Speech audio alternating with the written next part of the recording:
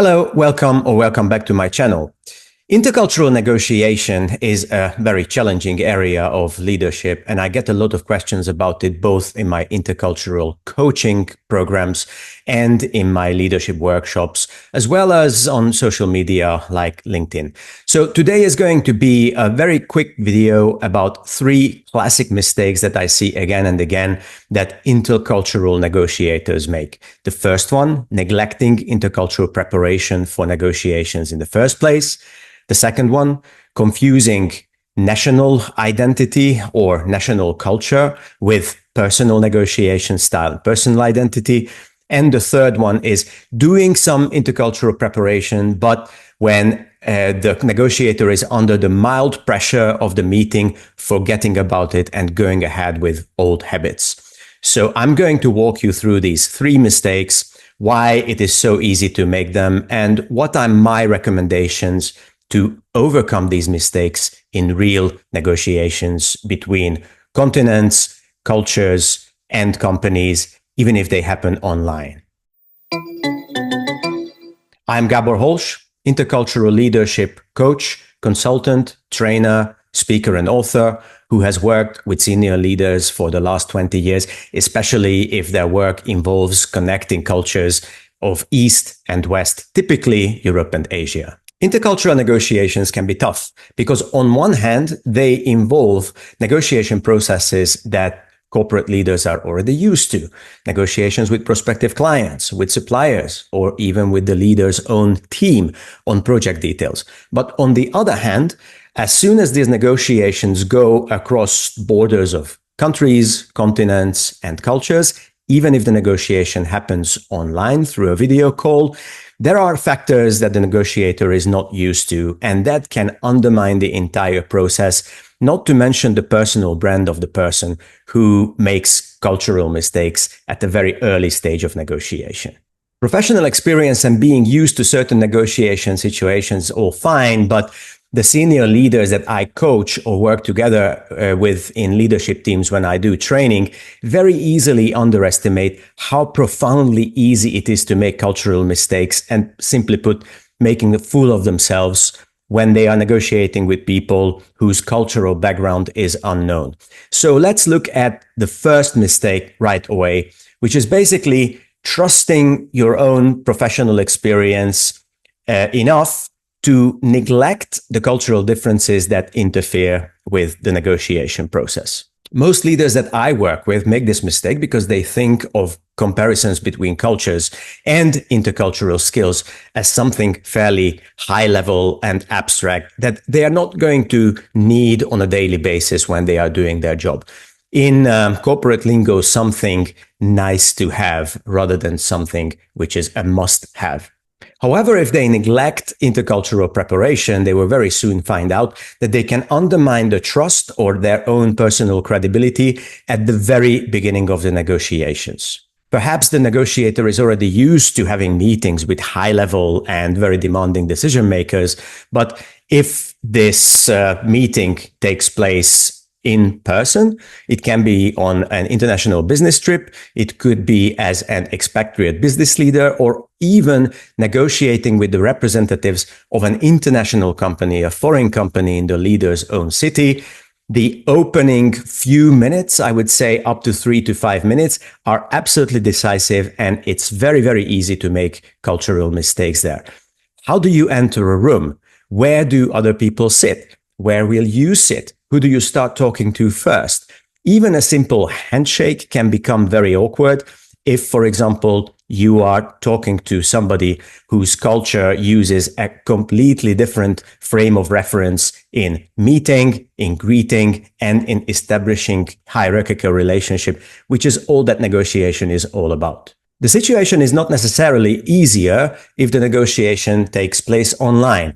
Very recently, one of the leaders that I coached mentioned to me that whereas she was preparing herself to negotiate with 3 different people representing a single multinational company on an MS Team called logging into the call as individuals. So she expected these people to appear on 3 different screens, having their names within the thumbnails in MS Teams. As it turned out, the three leaders happened to be in the same location, sat together in the same meeting room, had a joint call, and simply this leader that I mentioned to you couldn't tell them from each other because she wasn't used to the ethnic group that these negotiators represented, creating very, very awkward moments indeed. So what can you do to start your intercultural negotiation preparation? The first and probably most important advice that I can give you is to do at least a little bit of due diligence on the people that you are going to negotiate with, even if you're familiar with the company itself.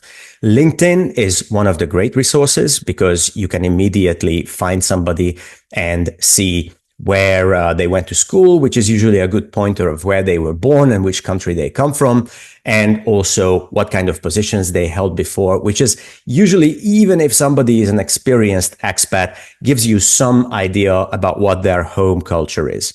If there is no LinkedIn profile or you personally don't like LinkedIn, with senior managers, there are plenty of publicly available profiles on company websites, on Chamber of Commerce websites, on international association websites, or something like this website, where you can do a little bit of background research about the persons that you are going to meet.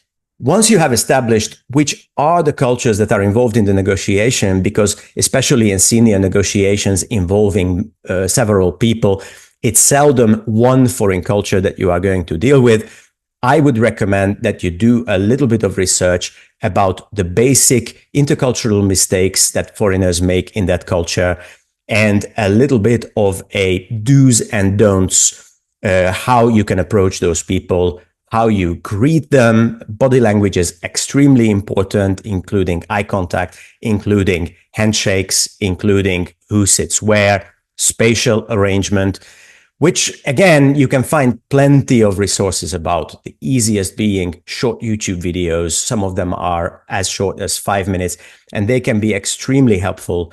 Most of them are made by people who are intimately familiar with this culture or come from those cultures.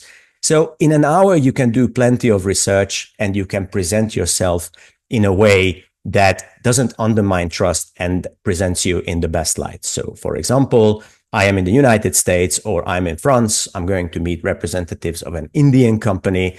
I can find the people that I'm going to meet, find out if they are indeed from India. If I find out that most of them are from India, then I can go online and look at what are the basic skills of meeting etiquette in the Indian culture, and sometimes even if it's subcultures. If I find out that one of the representatives is not from India, then I can add another national culture. I can even consult a more scientific, a more multifaceted tool like Erin Meyer's culture map. I'm going to leave the link in the show notes here to the book, which is, I think, the best reference on such kind of intercultural research. And then you can be fully prepared not only on the cultures, but on the people themselves. Which brings me to the second common mistakes that intercultural negotiations make, is to simply confuse national identity, national background with negotiation style. So people, wherever they are born, they have certain characteristics. If you want, you can call them personality or behavioral style. And research shows that only about half of the people born in a certain country represent the typical negotiation style of that country, whereas the other half goes all over the place. If you follow my channel, then you know that I like using DISC as a very simple, straightforward, and practical reference for communication and negotiation, or even leadership styles. So for example, if you take the 4 typical negotiation styles described by DISC, and if you find out from something like Erin Meyer's culture map or global DISC map that India, Vietnam, France, or Brazil falls into a certain quadrant of the behavioral matrix that DISC uses, then you also have to do a little bit of research whether the person that you are going to meet is a typical representative of that culture. Let's assume that I'm going to meet somebody from Japan. Now, this person can be a typical Japanese negotiator, which means is going to use relatively little body language, is going to be difficult to read, The negotiation style is going to be relatively conflict averse. So if the person disagrees with me, they are not going to say it out loud, but they are going to be a little bit reserved. They are going to send indirect signals that they disagree or even disapprove. And even if they like what I say and they are ready to make an agreement, I am not going to get a very straightforward and very obvious signal of it, but I have to ask a couple of follow-up questions. 50% chance that the Japanese negotiator is going to be a typical Japanese negotiator, just as much as a Russian negotiator has a 50% chance of being typical for that culture and the Brazilian one for that culture. The other 50% could fall anywhere in the other three quadrants. How do I know if somebody is a typical negotiator for their culture? So first of all, let's go a little bit deeper into that online CV or into that LinkedIn profile. And the words that people use to describe themselves and the experience that they list can give you a lot of clues about which negotiation style the other person represents. So if they describe themselves, for example, as a result-orientated, competitive, high-performing individual, then you know that they fall into that quadrant, in this case, D, in a disc-based behavioral matrix. Whereas if they emphasize service, mentoring, helping, maybe they even include their volunteering or the family background, then you know that they fall more into the right side, the people-centered quadrant. And maybe you can identify that they are responsive rather than proactive and non-confrontational rather than competitive negotiator. You can also look at education experience, because certain, what do I call them, sectors of employment, they also have their typical culture. So probably you have noticed that people who served in the armed forces, for example, they tend to be more confrontational than those people who come from an area like human resources or medical service. So this can give you clues as well. And finally, listen, the picture, or if you can find pictures. You're a human being. You look somebody in the eye on a digital image, you are going to have a very good feeling what kind of light they try to present themselves in. As a sharply dressed go-getter who looks you straight in the eye and stands up straight in the picture in a kind of almost confrontational but definitely determined pose, or somebody who wears comfortable clothes. Maybe the picture was taken by a colleague and you can see that they are not very comfortable being taken a picture. So you already can establish a basic chemistry about the personal style of the negotiating partner you are going to meet, even if that doesn't align with the national culture that the person would represent based on their nationality. And the final mistake that intercultural negotiators often make is doing this preparation, figuring out which country and which culture the other person comes from, doing a little bit of due diligence, both on the national culture and on the person, deciding on negotiation strategies and tactics. So for example, if you are going to meet somebody from an indirect, from a responsive, conflict-avoiding culture, then you can decide that you are going to be less confrontational, that you are going to present your options in a more empathetic way. Whereas if you know that you are going to meet somebody who is quite confrontational, who is quite result-orientated, then you decide to hold your ground and present yourself in a very sharp and result-orientated manner as well. But then, since any important negotiation process involves some psychological pressure, the negotiator simply forgets how they wanted to negotiate, and they just let their old habits and their old instincts take the lead in the negotiations. Now, this mistake is very, very difficult to control, because research in the psychology of negotiation shows that even mild pressure, and any important negotiation involves that mild psychological pressure, reduces our self-control. And we are going to find it very difficult to alter the usual behavior that we developed over the years of negotiation. Now, most of the time, what you will find is that the source source of conflict is the difference between extroverted and introverted negotiation styles. In other words, talkers and listeners. This is where a lot of intercultural negotiations go wrong. And even if you are an observant, slightly introverted negotiator who prefers to listen to the other side and respond, and you decided to be a little bit more assertive because you did your research on the other side, you will find that the heat of the negotiation easily scares you into being in a defensive position again. Or if you're a natural talker and you decided to listen more because you are negotiating in a culture that is more of a responsive, more of a quiet, confrontation avoiding culture, then you are going to find that you are going to forget about it and you are going to interrupt when you want to add value anyway.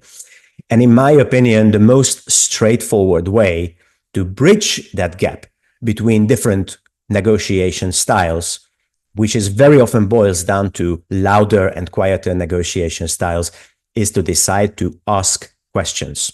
So, are you a confrontational, determined, result-orientated extroverted negotiator? You are not going to be able to stop yourself from speaking at all, but you can change from telling into asking. You want to find out something, or you realize that the other side is pushing back and is not 100% convinced. Instead of adding more value and going more forward and describing why they should do a deal with you, this is the time to ask an open question, target that resistance, find out why is it that they are not convinced yet. And when they take the lead and they share more information with you, then you can respond. Or if you are more of an introverted negotiator and you feel like you would like to add value, you feel that this is the time to speak, but you are afraid that you are going to keep quiet and the time will pass. Again, you open your mouth. You don't necessarily have to resist. You don't necessarily have to push, but you can turn your curiosity into open questions that allow the other side to speak. So then again, you can switch back to listening. You can breathe. You can relax, but in the meantime, your open question moves the flow of the negotiation forward. So again, these are the 3 steps. They are easier said than done, to be honest with you, but neglecting intercultural preparation in the first place, confusing national cultures, national identities with the negotiation style that the other side is going to represent, and allowing the pressure to make you forget about your preparation and negotiating by reverting back to your old habits is something that can easily undermine your negotiations. And starting to develop these new habits is not so complicated as it first sounds. It takes a lot of practice. It takes repetition. It perhaps takes an additional hour before the negotiation process starts. But my coaching clients and my training groups tell me that these are simple habits that can have tangible impact on not only the negotiation itself, but the trust level with the parties that you negotiated with and the relationship with the people that you negotiated with long after the meeting has already ended, or sometimes even after the project has concluded. I hope this has been useful. I'm going to leave links to all the resources I mentioned in this video, such as Erin Meyer's book, The Culture Map. And I'm also going to leave links where you can reach out to me if you have questions. Now, if you want to go a little bit further and you want to work with me as a trainer, as a coach, as a speaker, then definitely reach out and we can discuss the details. Don't forget to like the video or to subscribe the video if you're interested in my upcoming pieces. Quite a few of them are going to be interviews with people who are specialists in certain countries such as India and Saudi Arabia. So find me online and drop me a line.